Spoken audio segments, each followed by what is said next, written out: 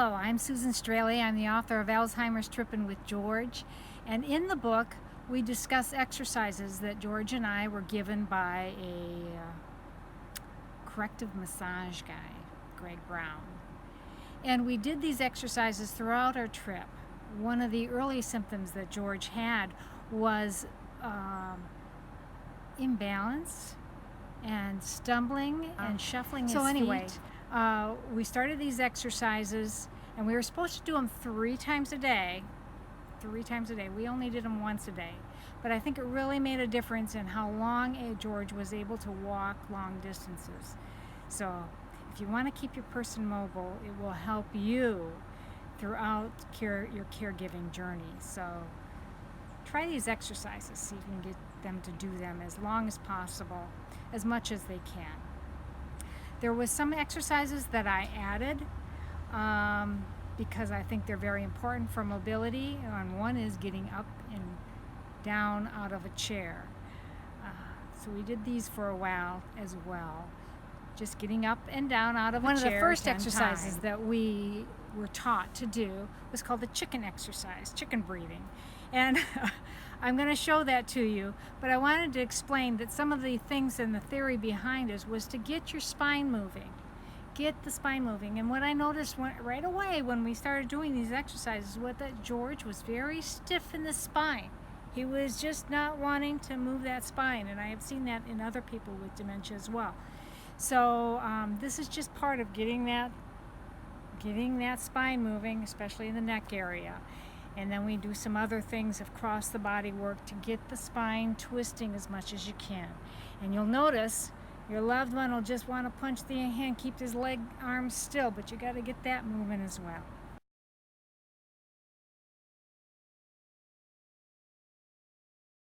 And breathing. Inhale.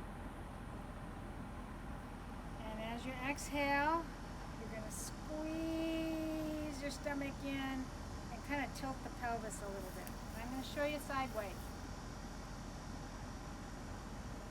Now, I'm tucking the chin in, and as I exhale, I'm relaxing down. But as I relax down and blow all the air out, the stomach is going in, you're getting a little bit of tilt in the pelvis. Inhale, hold, exhale. Blow it all out, a little bit of tilt in the pelvis. Inhale, chicken the head back. Exhale.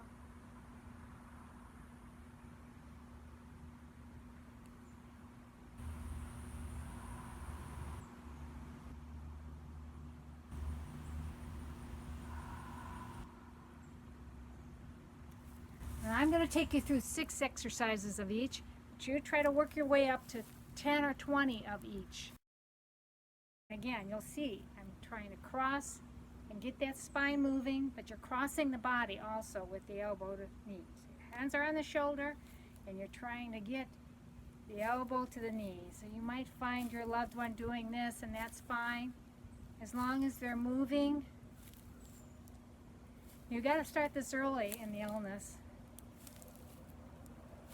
So you do 60 each side, and you notice I'm alternating knee to elbow. Getting that spine moving. So your right leg goes forward, left punch. Left leg goes forward, right punch. Here we go. And we would just walk around a room punching like that.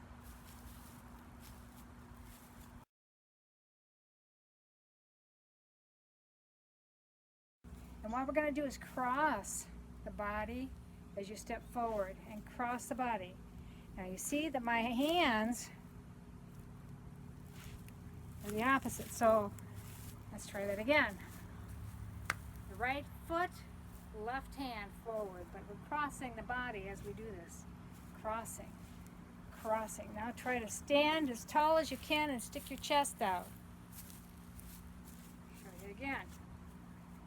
Model walk. But It's tiny little grapevines. So your left leg, you put your weight on your right leg, left leg goes up, crosses.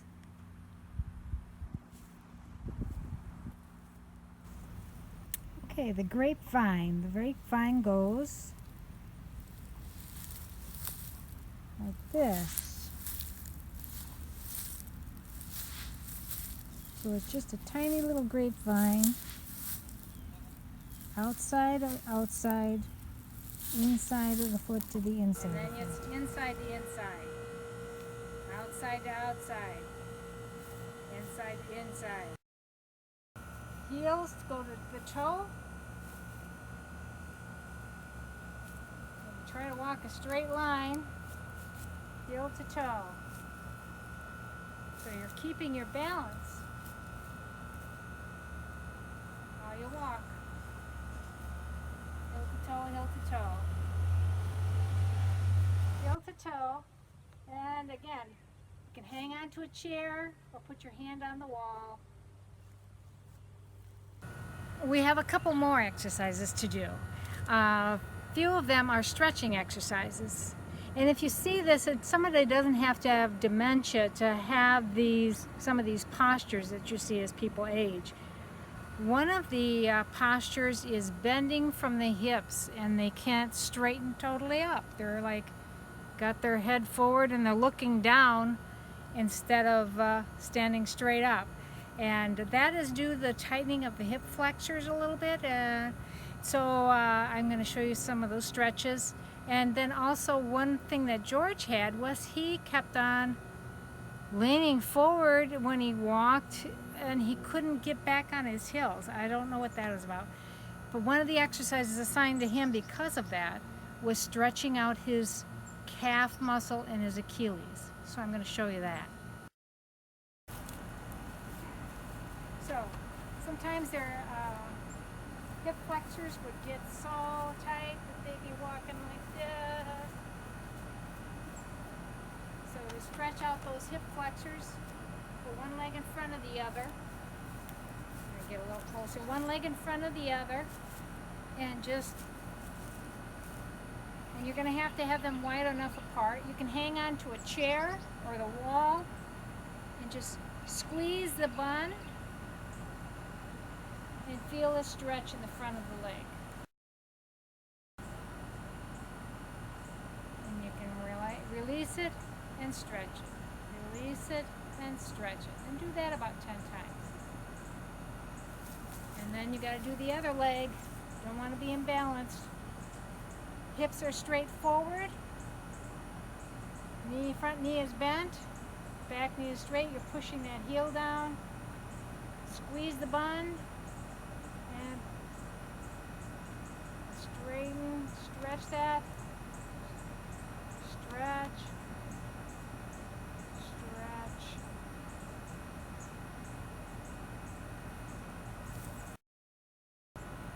So George would be like this. He'd be putting all the weight on his toes.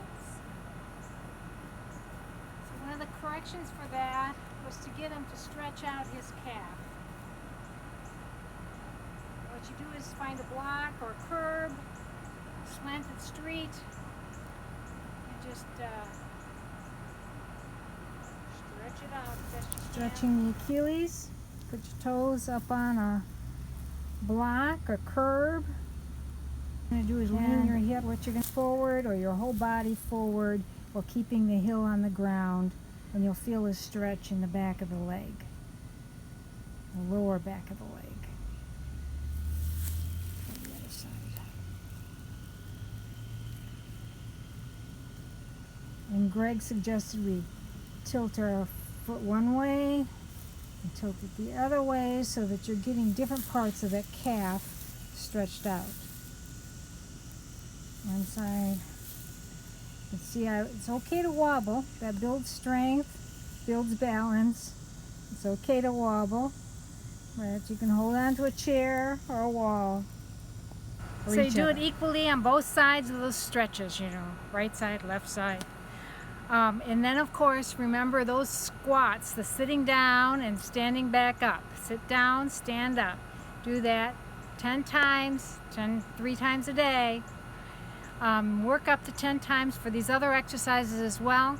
I only did it once a day. Whatever you can do, it's important to just do it, okay? If you can get up to 3 times a day and continually do it, because it really will make a difference in your ability to stay mobile. So these are the exercises that you will find in Alzheimer's Tripping with George, Diagnosis to Discovery in 10,000 Miles.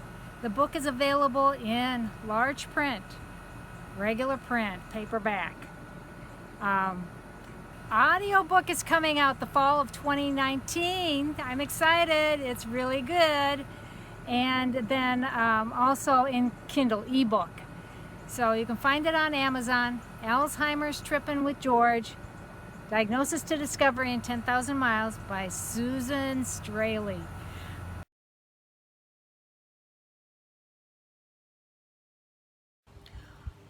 One thing I want to make sure that you understand is that every person with dementia reacts differently. And of course, George was very resistant to me telling him what to do in the beginning. But he comprehended more then, so I explained to him he had this diagnosis of dementia, and he didn't like me bossing him around. I didn't like bossing him around. But this is the new reality for us, that I am going to be having to tell him and remind him of things that we need to do, because he won't be able to remember. It's a hard reality to face, but we needed to move forward with some kind of activities that we could do together to keep him mobile so that I could care for him myself longer. Once a person becomes immobile, it's very hard for one person to take care of them. So you want to be able to have your person be able to walk. You want to be able to have them get out of a chair. So practice getting up and sitting down 10 times. And practice these other exercises as well. But also, don't rack yourself with guilt. I know I was supposed to be doing them exercises with George 10 times a day. I mean, 3 times a day if we remembered or got around to doing them once a day. So be forgiving of yourself. You are going through a lot. You are grieving. Your life is turned upside down. And so forgive yourself and just do what you can. It's okay. Whatever. May you and your loved one find peace and joy in your journey.